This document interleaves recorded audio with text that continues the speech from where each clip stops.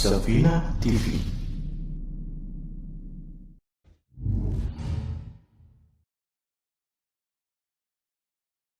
Menempuh jalan yang menyampaikan seseorang kepadanya. Maksudnya kepada siapa? Atau kepada apa? Kepada ilmu agama Allah Subhanahu wa taala.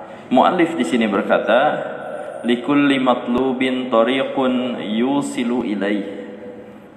Setiap sesuatu yang dicari ada jalan yang bisa menyampaikannya atau yang bisa menyampaikan menujunya.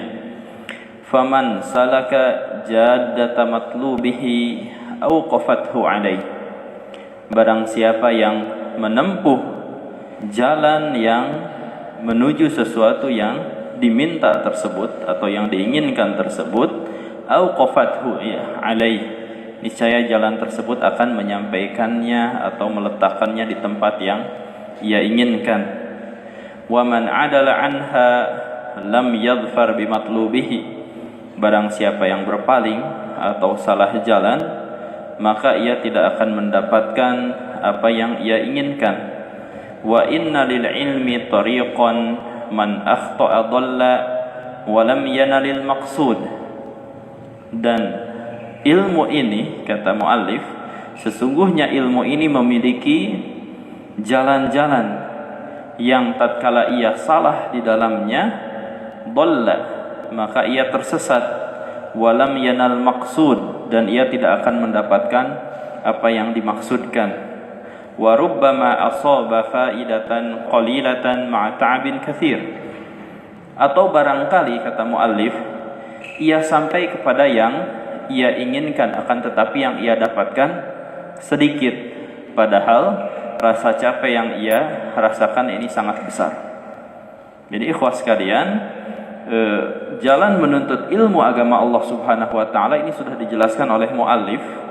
Jadi ketika kita belajar adab, ya maksudnya adab mencari ilmu agama Allah Subhanahu wa taala, di kitab manapun itu biasanya dibahas.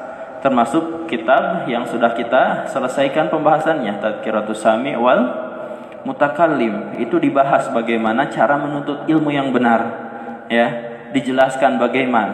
Karena sekali lagi ikhwas sekalian, seseorang mungkin menyangka bahwasanya jalan yang ia pilih ini sudah benar, tapi ternyata pada kenyataannya itu hanya pikiran-pikiran semu yang ada di dalam dirinya.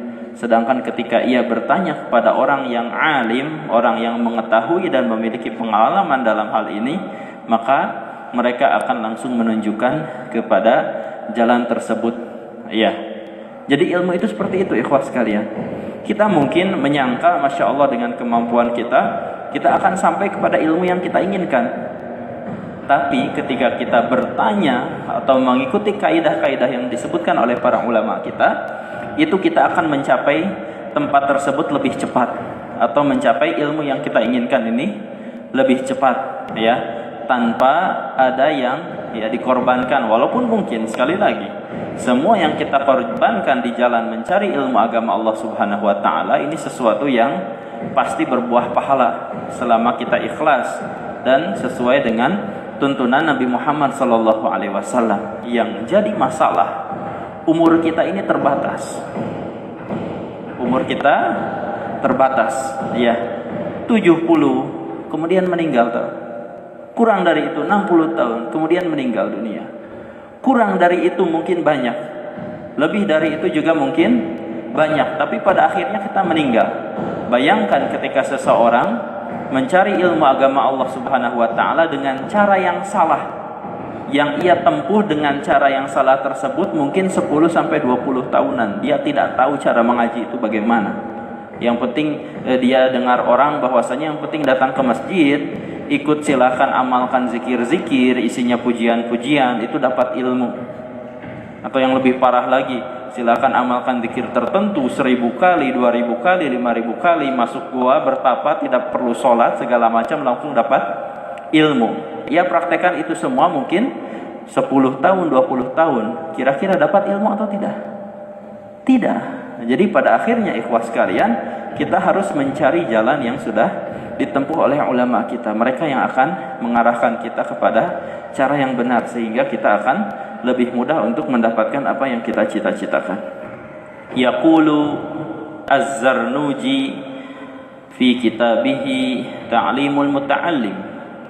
Az-Zarnuji berkata di dalam kitabnya Ta'limul Muta'allim, kitab adab juga ini, dan mungkin kalau selesai insyaallah ta'ala kita rencanakan membahas kitab ini.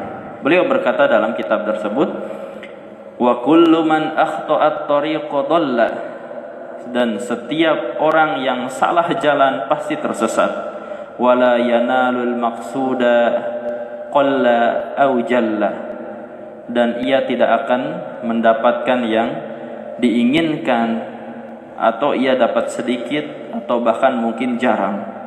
Qala Ibnul Qayyim fi kitabih Al-Fawaid. Ibnul Qayyim rahimahumullah jami'an berkata di dalam kitabnya Al-Fawaid. Nah, ini saya lihat ternyata beliau sering mengutip perkataan Ibnul Qayyim rahimahullah ta'ala, dan kitabnya pun mungkin hampir sama, Al-Fawaid.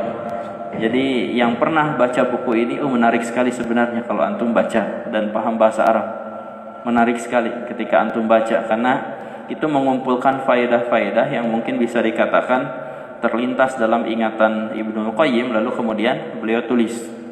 Ibnul Jauzi menulis kitab yang serupa dengan apa yang ditulis oleh Ibnul Qayyim, namanya Saidul Khatir. Saidul Khatir, ya. Itu memuat pikiran-pikiran yang ada, yang terlintas di dalam benak beliau, lalu kemudian ditulis menjadi sebuah buku. Masya Allah, ya. Ulama itu melamun saja jadi buku. Beliau berkata dalam kitabnya, Al-jahdu bit-tariqi wa afatiha wal maqsudi yujibut ta'abal kathira ma'al faidatil qalilah.